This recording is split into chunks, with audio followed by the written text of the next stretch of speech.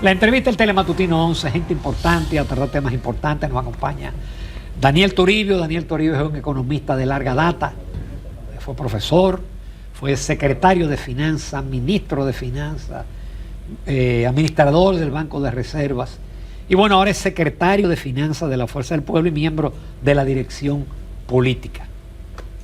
Y 10.000 firmas más. Sí. Buenos días, Daniel. Buenos días, gracias por invitarme, Jacqueline y Ramón. Bien, Daniel, entonces en definitiva el partido no acepta, o la oposición en sentido general no acepta el tema del recorte en los recursos de lo que queda ya de este año, porque ya hay una parte que le fue entregada. Mira, lo que pasa es que ya hubo un primer recorte. Ustedes recuerdan que hubo un recorte del 50%, cuya intención era para hacer el traumatológico. No. La extensión de la UAS. La extensión de la UAS, yo creo que en la zona en Santo Domingo Este. ¿En qué año fue eso? Hace como 2 o 3 años. Yo creo que con esos recursos ya se hubiesen hecho como 3 extensiones de la UAS, y eso ni bien se ha comenzado al ritmo que va. Pero además, mira, y uno tiene que reflexionar. Tal vez desde el lado de un contribuyente diría, ¿y por qué tenemos que darle dinero a los partidos? Bueno, porque los partidos garantizan la democracia, por un lado, la democracia política. Y segundo, hay un elemento que para mí es importante. ¿Quién va a financiar a los partidos políticos?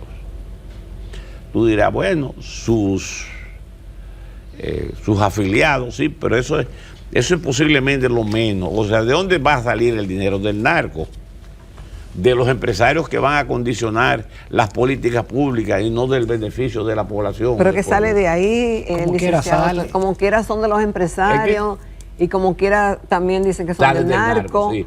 O sea que tú entiendes que debemos que dejarlo así para que los partidos políticos no lo reciban. No, la lógica, ser sincero. La lógica mía es que ese no es el mecanismo para financiarlo, porque en general, los empresarios siempre van a apoyar, pero mientras tú dependas más de un sector empresarial financiándote, más te condicionan las políticas generales. Ese es mi criterio. Arranca atado de manos. De manos, en pie. Y no voy a hablar de otro tipo de financiamiento. Entonces, o tú te financias con el narco, o con el gobierno, o con gente que te van a coartar las políticas públicas que tú vas a establecer. Y yo digo, dentro de mi criterio, ninguna de esas fuentes son sanas. Y yo creo que una fuente del gobierno, y yo lo que siento es que solo sea una parte y no lo que corresponde por ley, porque ya le quitaron el 50% para eso, para una cosa que todavía no se ha iniciado como excusa. Y ahora estamos hablando de valores que no son muy grandes. Estamos hablando de 800 millones de pesos. Tú dirás, bueno, pero eso es mucho. Yo, pero óyeme. Bueno, de 40.000 no mucho. Es el 2% de 40.000 que se necesita, por un lado. Y por el otro lado, cuando tú ves, por ejemplo, hoy en el periódico, que el gobierno le está entregando 50.000 millones de pesos a las EDES como subsidio, tú te das cuenta de que estamos hablando de grandes magnitudes, que el esfuerzo que hay que hacer para disminuir eso posiblemente podría compensar eso es más que el gasto de capital. No, eso es más que lo que se le entrega al sector educación de las escuelas primarias, secundarias e intermedias. Es decir, ya nosotros le estamos dando más del 4% al sector eléctrico. Si eso tú lo combinas con la tasa de interés, con los intereses de la deuda, estamos hablando de grandes magnitudes. Entonces, cuando tú te centras una política de ahorro en los partidos políticos, cuando además estás en el gobierno, porque si tú estás en el gobierno estás pensando, si estos partidos no manejan recursos, posiblemente yo sí los voy a poder utilizar. Voy a utilizar los recursos del gobierno. Entonces, en una política de esa naturaleza, a mí me parece que no es sana para la democracia. Podría haber gente que tenga opiniones distintas. La magnitud del dinero que se está hablando no es enorme comparado con el presupuesto, pero además yo creo que la intención originaria de establecer un financiamiento del partido, que creo que vino de Peña Gómez. De Peña Gómez, de Peña Gómez. Que vino de Peña Gómez. La intención originaria era fundamentalmente de que no hubiese una cooptación de los partidos políticos por dinero sucio o por dinero que te comprometiera las políticas públicas. Entonces, en un escenario de esa naturaleza, yo no soy... o sea, no me voy a matar con nadie por discutir el tema, pero me parece que dentro de lo razonable, ese no es el mecanismo mejor para lograr un ahorro de dinero. Y se logra el ahorro de dinero. En ese presupuesto es posible reorientar 40.000 millones. Mira. Sí, cómo no. Yo digo que sí. Yo pienso que el gobierno es muy dado a las grandes cifras. O sea, ahora vamos a esperar el presupuesto, a ver de dónde van a recortar 40.000 millones, cuando ya tú tienes comprometido casi la mitad del presupuesto, más de la mitad del presupuesto en subsidio al sector eléctrico, en educación y en intereses de la deuda. Obviamente estamos hablando de que no es mucho los límites que tú tienes para poder hacer esas cosas, pero esperemos. El gobierno plantea que ahora en julio va a ser, en julio es el presupuesto reformulado. Vamos a esperar a ver qué es lo que trae ese proyecto de presupuesto. Yo no visualizo grandes cambios, grandes ahorros, pero esperemos. Sí, esperemos que eso suceda.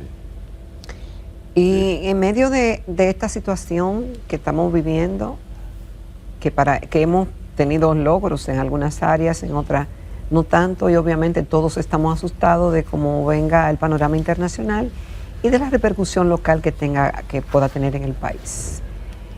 ¿Cómo ve ese panorama y cuál es el manejo que debería darse? Si tú ves las informaciones oficiales, el país va a andar muy bien en términos internacionales. O sea, parece que...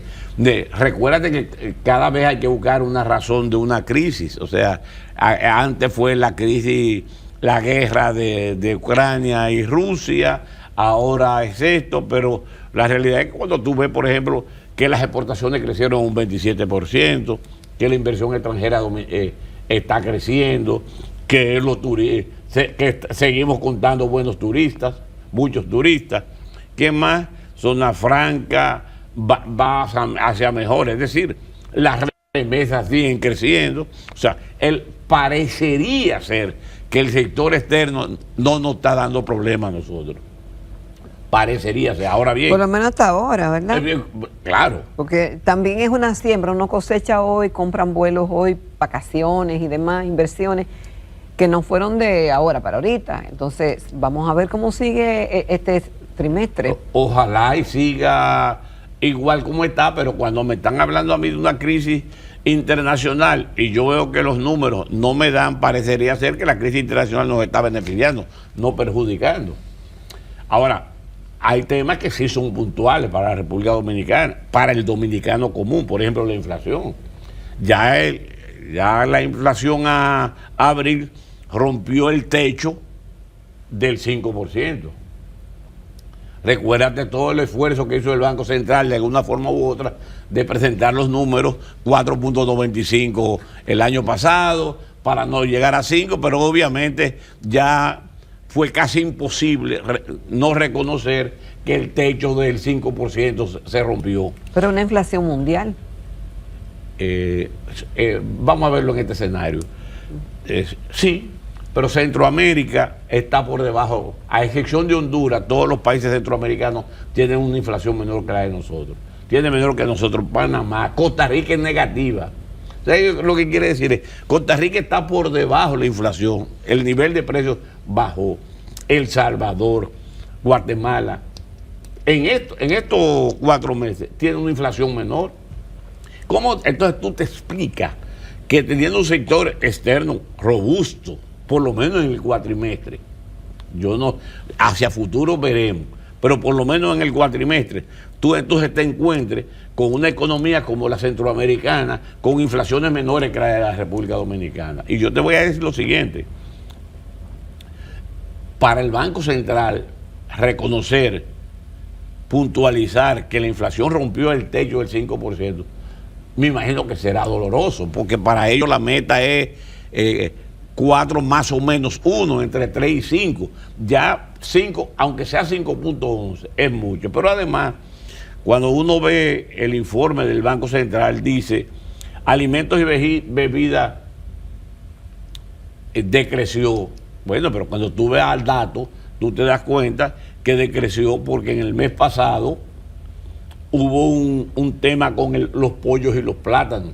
Ya los pollos y los plátanos se habían ajustado, pero café, el agua, el tomate, el ají, los productos que la gente consume en el día a día incrementaron de precio de manera importante. Entonces hoy en día la gente no entiende cómo es que los precios, se habla de que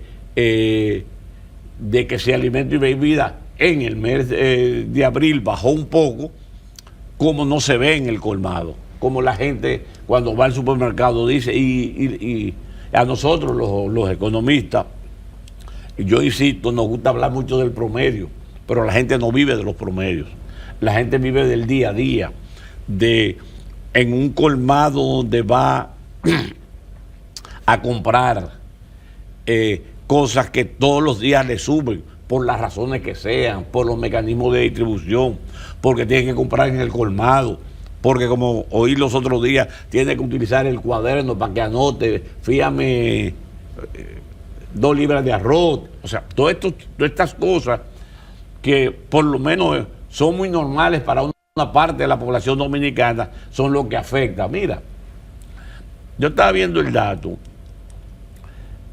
La canasta básica familiar en República Dominicana está en el orden de los 29.300 pesos. Eso es para el quintil más bajo.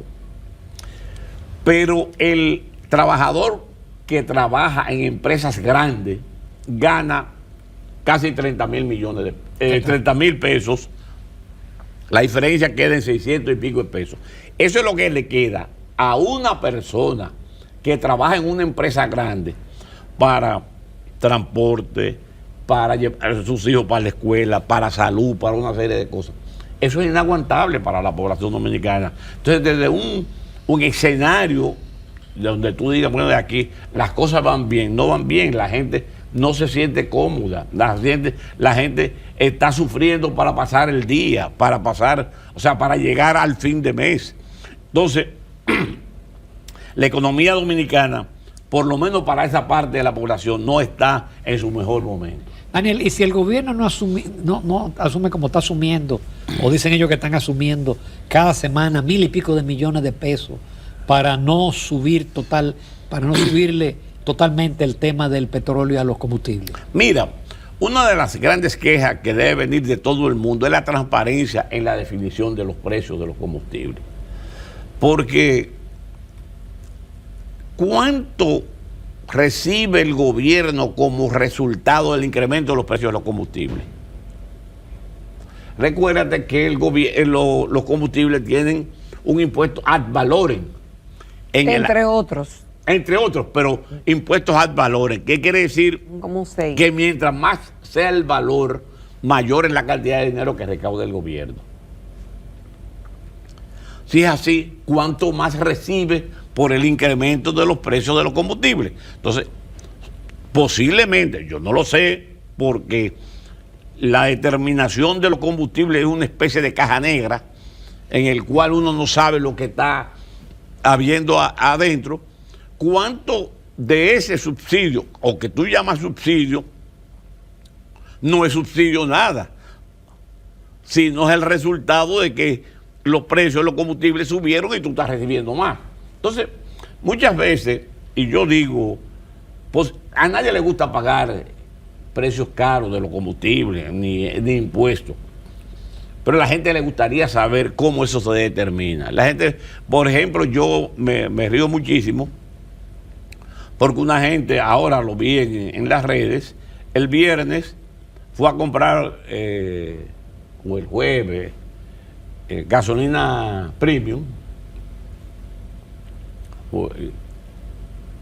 y no había premium. Entonces el tipo le dice, ajá, no hay premium. ¿Qué tú sabes que yo no sé?